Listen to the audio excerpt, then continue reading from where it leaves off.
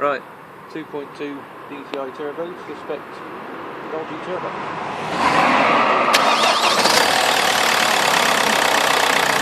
This is no vacuum applied to the actuator, and I've caught the vacuum with my technical drill bit. Idle spine. This is stone cold. Definitely got vacuum. Puffs of smoke. Not so good. Remove vacuum. Wastegate closes. Fine. Opens up the gate. Puffs of smoke. Idles like a sack of crap.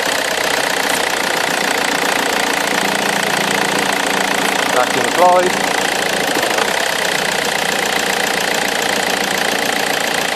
It's now getting warm enough to sort itself out.